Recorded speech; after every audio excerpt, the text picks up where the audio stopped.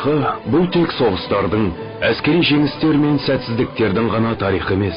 Ең алдымен оның мемлекет құру және оны бекіту, қала құрылысы, керуен жолдарын жүргізу, ғылыми трактаттар жазу, төл мәдениетті қалыптастыру сияқты жасампаздық сипаты болғандығын атап өтуіміз керек.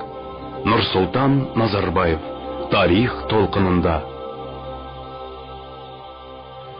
Қазақ хандығының өзен алқаптарында және орталық сауда жолдарында орналасқан қалалары сауда мен қол өнері орталықтары болды. Олар маңайындағы диқан, малшы қауымды қажетті тауарлармен қамтамасыз етіп отырды.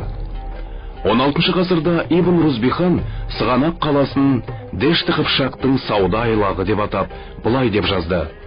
Дешті қыпшақ жағынан, яғни Хажы Тарханнан, семіз қой, терден жасалған тон сияқты бағал заттар, берік садақтар мен ақ қайыңнан жасалған жебелер, жібек маталар мен басқа да асыл заттар әкелінді. Түркістан, Мәуереннахр, Қашғар, Қодан саудагерлері Сығанақ қаласына өз тауарларын тасып, Дешті қыпшақ халқымен сауда саттық жасасады.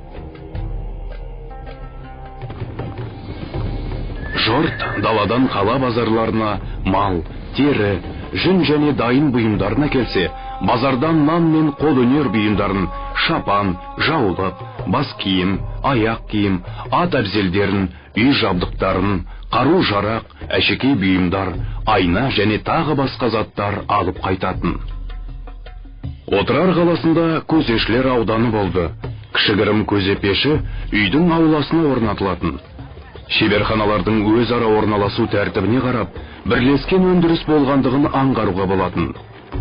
Әр шеберханадағы пештердің саны көзешілердің әлеуметтік жағдайын көрсетті.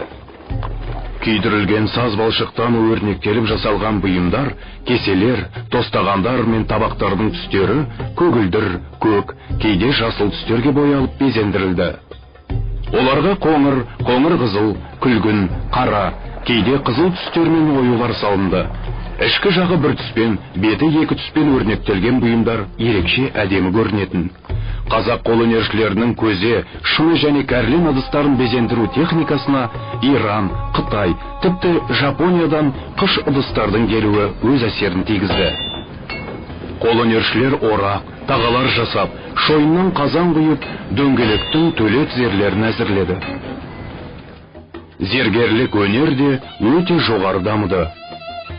Әшекей бұйымдарда тұрмыс заттары мен киімдерді безендіруде ақық, маржан, лағыл сияқты асыл тастар қолданылды.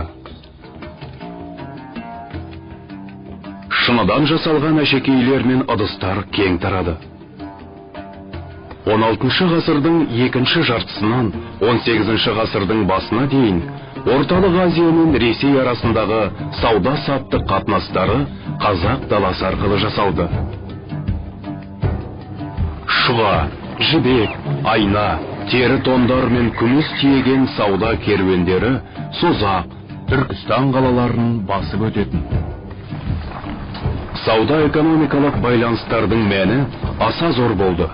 Сондықтан қазақтардың күш-қуатын әлсіреткісі келген Мұхаммед Шайбани оларға қалада сауда жасауға тыйым салуға тырысты. Ресей мен Қытай қазақтардан Монғолия мен Шығыс Түркістан жағында қымбатқа түсетін қазақы жылқы, сиыр және қойды арзанырақ бағаға алуға тырысты. Сауда-саттық даму арқасында қазақтардың қайталанбас ұлттық нақышын сақтаған материалдық мәдениеті байды.